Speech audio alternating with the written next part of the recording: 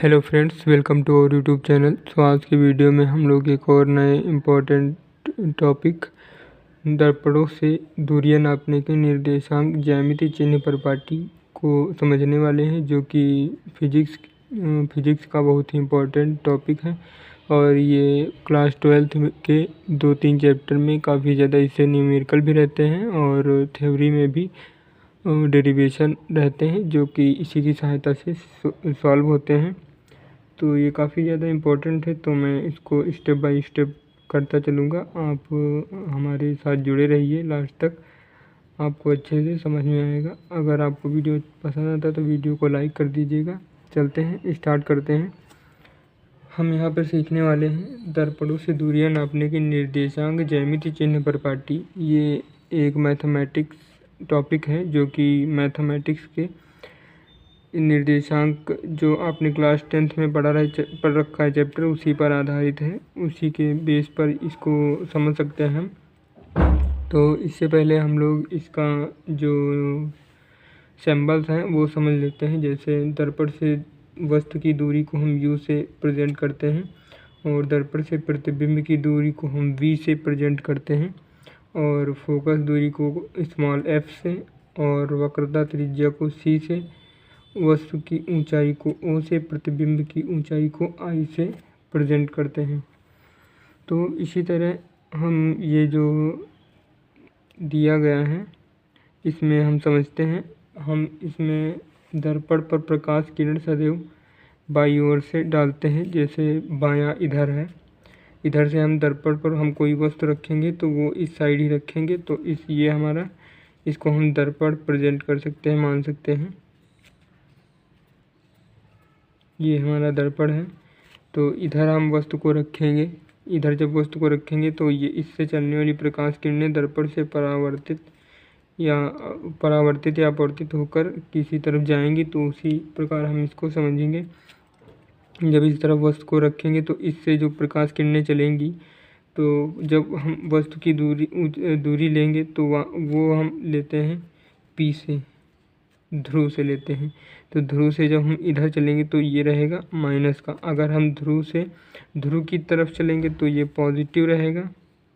अगर हम ध्रुव से विपरीत दिशा में चलेंगे तो ये नेगेटिव रहेगा। अगर हम ध्रुव के ऊपर जाते हैं तो ये पॉजिटिव रहेगा।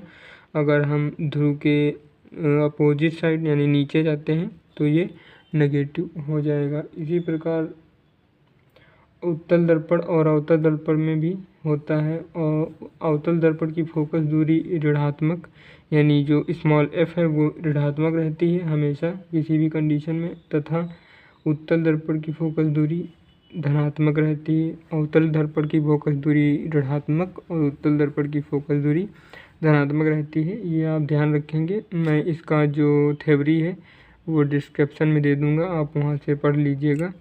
बाकी मैं इसकी थ्योरी नीचे भी लिख दे रहा हूँ, जो आप पढ़ सकते हैं। आप यहाँ देख सकते हैं, मैंने यहाँ पे नोट कर दिया है कि दर्पण पर प्रकाश किरणें सदैव बाईं ओर से डाली जाती हैं।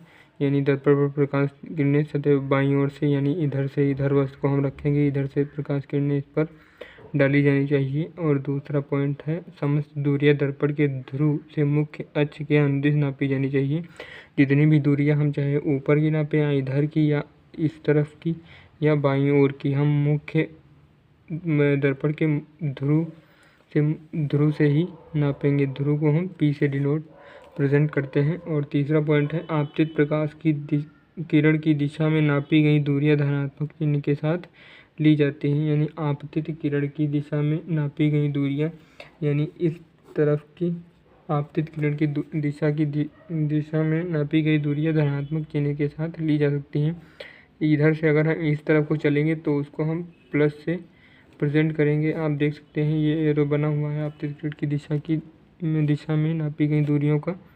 और चौथा पॉइंट है हमारा, आपतित प्रकाश किरण के विपरीत दिशा में नापी गई दूरियां ऋणात्मक चिन्ह के साथ ली जाती हैं। यानी आपतित किरण की विपरीत दिशा में, यानी इस तरफ को नापी गई दूरियां, ये चिन्ह बना हुआ है।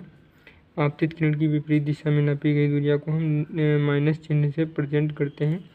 और फिर पांचवा पॉइंट है, वस्तु तथा प्रतिबिंब की लंबाइयाँ मुख्य अक्ष के ऊपर की ओर धनात्मक यानी मुख्य अक्ष से ऊपर की ओर हम प्लस से डिनोट करते हैं तथा मुख्य अक्ष से नीचे की ओर ऋणात्मक ली जाती है। मुख्य अक्ष से नीचे की ओर हम लोग ऋणात्मक लेते हैं। फिर नोट में दिया गया है अवतल दर्पण की फोकस दूरी ऋणात्मक तथा उत्तल दर्पण की फोकस दूरी धनात्मक होती है। और ये अवतल और उत्तल दर्पण की फोकस दूरियाँ आपको मैं अगले वीडियो में अच्छे से डिटेल में समझाऊंगा। ये वीडियो यहीं पे हम लोग समाप्त करते हैं। आशा करता हूँ आपको वीडियो अच्छा लगा होगा। अगर वीडियो अच्छा लगा है, समझ में आया है, तो आप हमारे चैनल को सब्सक्राइब कर लीजिए। मिलते हैं किसी नेक्स्ट वीडियो में, तब तक के लिए जय हिंद।